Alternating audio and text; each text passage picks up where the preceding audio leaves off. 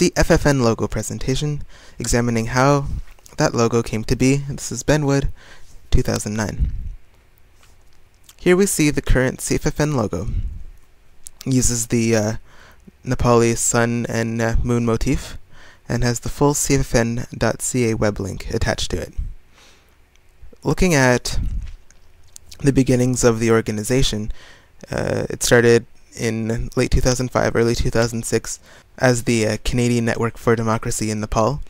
So I came up with a few rough ideas on how we can use it. I tried to use the network as kind of the idea or the key theme in the logo. A couple of good standalone ones though were the peace bird, which also represents the mountains with a temple in between. Also the Canada flag and the or Canada leaf and the Nepalese flag shaking hands. I think that one worked out very well. You can see in the top left corner that right from the beginning I was interested in using the sun and moon motif that you see on the Nepali flag. So when CFFN started, it had just the simple CFFN.ca written out. This one was created by Prashantha Dakal. So the idea was, where can we go from here to create a logo that was dynamic and interesting and lasting? The first idea was to take the Canada form for Nepal and incorporate it somehow into some sort of block letter format. I didn't like the idea of using the actual name of the organization just because it's really big and it doesn't resize very well. But that's kind of where we started. Going back to the sun and moon motif that I really liked, I tried to use the moon as the C in the CFFN and decided to see where that idea went. Here you can see the evolution a little bit of the logo.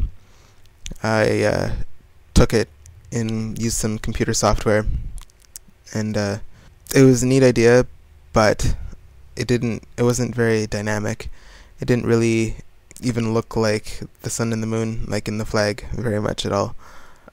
So I decided to take it and change it up a little bit. And that leads us to this design here, where it's on a different angle. It still looks like a C a little bit. The thing here was that it still lacked some sort of wow factor about it.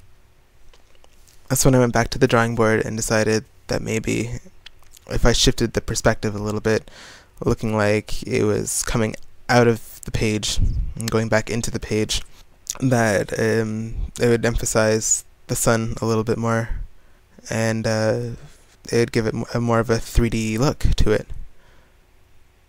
That's when I took the design, tried different effects on it, and as you can see, it's almost taking its final shape here. In finishing the design, we had to pick colors to use. So we chose the red and the yellow. Yellow for the sunlight, and red as a kind of a Nepal color. The logo here, it's still very flat. You can use that for printing purposes and what have you. It was Kailash Subedi who took that and gave it kind of an embossed look.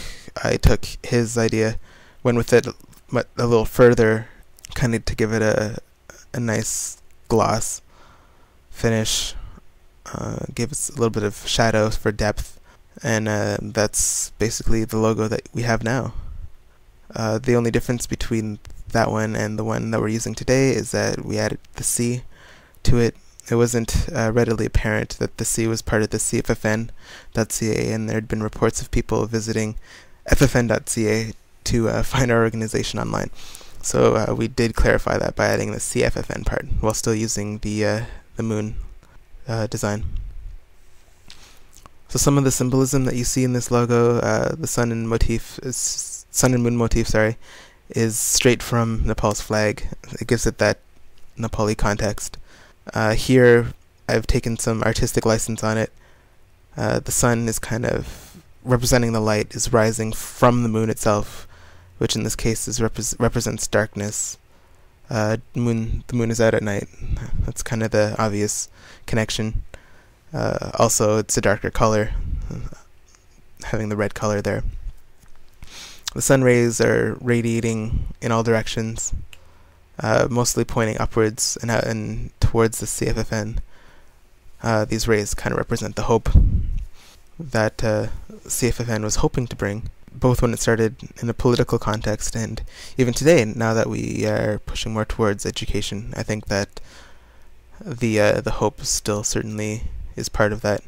Red was used, it's a Nepali color, it represents change. Often you see red used in a revolutionary setting. Here the red is used in a non-threatening manner, but it still has that representation of change that I think is very important. That's the brief history on the CFFN logo, how it went from being letters to the symbol that many people recognize today.